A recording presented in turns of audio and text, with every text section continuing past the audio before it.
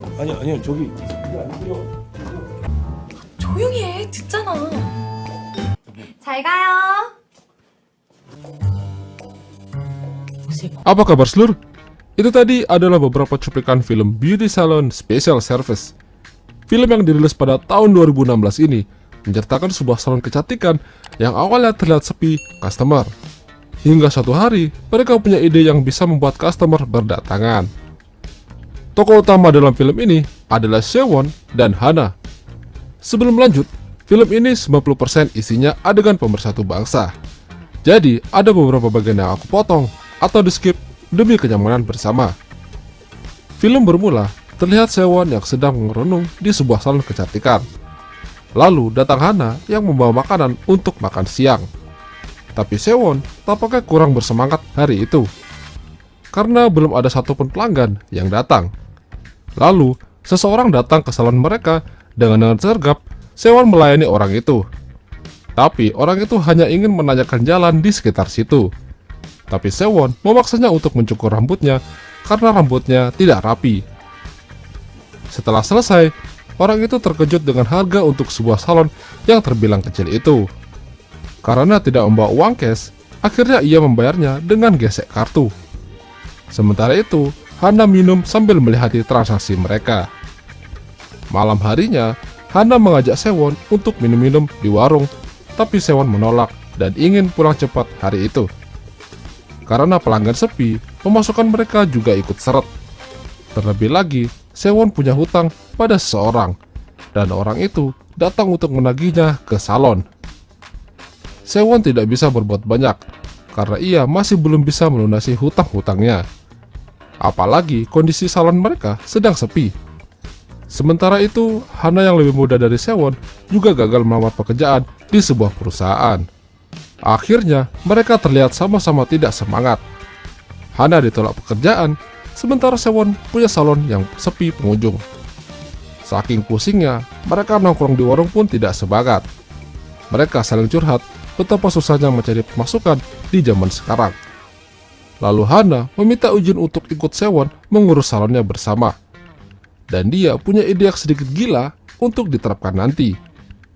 Esoknya, Hana datang ke salon dan bersiap untuk bekerja. Sewon tampak masih ragu dengan ide Hana itu.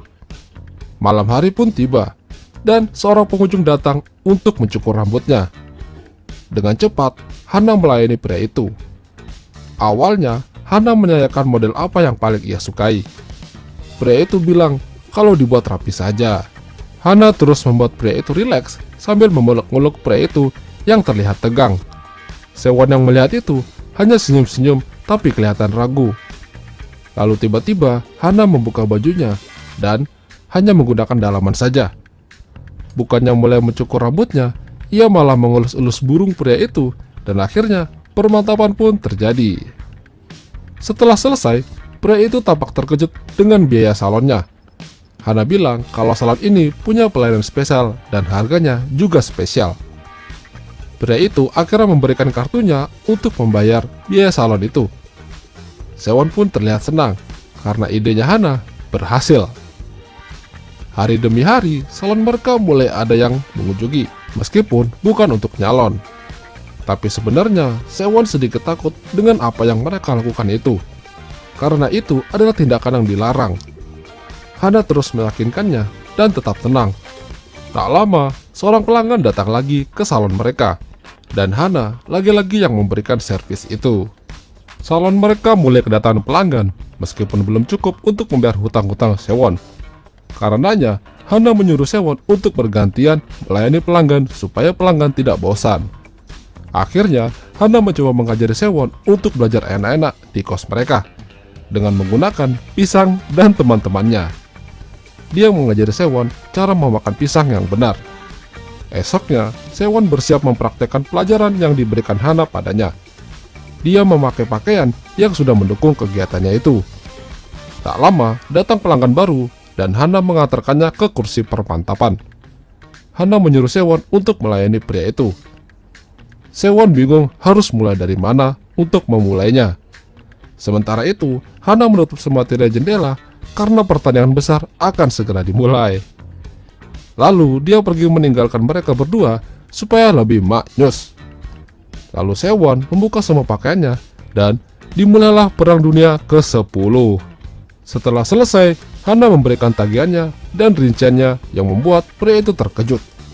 Tapi tidak masalah, karena dia adalah orang kaya. Sewon bilang ke Hana, ternyata enak juga ya nyalon sambil gebor. Sewon mengatakan pada Hana, apakah kegiatan mereka ini tidak bakal ketahuan polisi.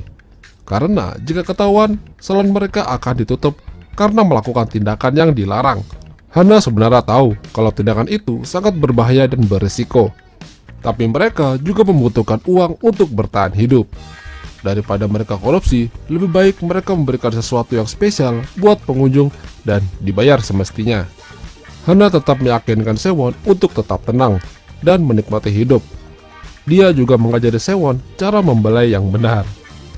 Esoknya, Hana bersiap untuk beraksi lagi pada pelanggan mereka. Dia menawarkan gaya baru untuk pelayanan kali ini. Dia membajak kursi panas dan permantapan pun terjadi lagi. Laporan keuangan mereka sudah mulai membaik dan tampaknya Sewon sudah bisa melunasi hutang-hutangnya. Mereka pun merayakannya dengan makan-makan di warung sambil mencari ide apa yang bakal mereka kasih ke pelanggan selanjutnya. Hana bilang untuk sementara kita akan terus begini karena dia juga membutuhkan uang untuk keperluan hidupnya. Sewon setuju dan mereka pun bersulang. Esoknya pelanggan Sewon datang lagi dan bersiap untuk dilayani. Sewon dengan senang hati melayaninya dan mengajaknya untuk menuju kursi panas. Sementara itu, Hana kehilangan pulpennya dan berencana keluar untuk membeli pulpen dan meninggalkan Sewon yang bersiap untuk mantap-mantap. Semenjak itu, Sewon merasa tubuhnya jadi pegel-pegel dan pengen libur sementara. Tapi Hana terus mengajaknya untuk lebih bekerja keras. Karena itu, Sewon punya ide membuat kursi panasnya jadi banyak, supaya penghasilan mereka juga bertambah. Dan terbukti, banyak pelanggan antri untuk dapat pelayanan terbaik di salon mereka. Semenjak itu, Hana sudah bisa membeli apartemen baru, sedangkan Sewon bisa melunasi hutang-hutangnya pada pria itu. Suatu hari, salon mereka kedatangan pelanggan baru yang hanya mau potong rambut dan tidak tahu menahu tentang pelayanan spesial di salon itu. Hana dan Sewon melayaninya. Pria itu tampak kebingungan dengan pelayanan yang diberikan. Dia diajak ke kursi panas dan mulai dilucuti pakaiannya. Dan permantapan pun terjadi lagi. Setelah selesai, pria itu memberikan uang pada Hana yang jumlahnya kecil. Hana tersinggung dan mengatakan kalau dia harus membayar biaya salon, bukan orangnya. Pria itu bilang, apa bedanya salon ini dengan tempat prostitusi di luar sana? Sewon mencoba menjelaskan kalau salon mereka ini memberikan pelayanan ekstra yang tidak diberikan salon lain, dan bukan tempat prostitusi. Pria itu tetap tidak mau bayar biaya salon, dan mereka akhirnya memukulinya. Saat ada kesempatan, pria itu melarikan diri dari salon mereka. Karena kejadian itu, Sewon takut kalau pria itu akan melaporkan salon mereka ke polisi. Hana bilang kalau tidak akan terjadi apa-apa pada salon mereka. Esoknya, pria itu datang lagi meminta maaf dan minta dilayani seperti kemarin. Tapi ternyata mereka dijebak. Pria itu membawa polisi dan menangkap Hana dan Sewon. Salon mereka ditutup dan mereka akhirnya mendapatkan rehabilitasi. Beberapa bulan sudah berlalu. Terlihat Sewon sedang menunggu Hana datang. Mereka telah mendapatkan pekerjaan baru masing-masing. Mereka telah sadar kalau apa yang mereka lakukan dulu itu telah menjalani aturan dan tidak akan mengulanginya lagi. Dan akhirnya, film pun berakhir. Itulah tadi alur cerita film Beauty Salon Special Service. Jika kalian suka dengan film ini, jangan lupa tinggalkan like, 잘 가요. sampai jumpa.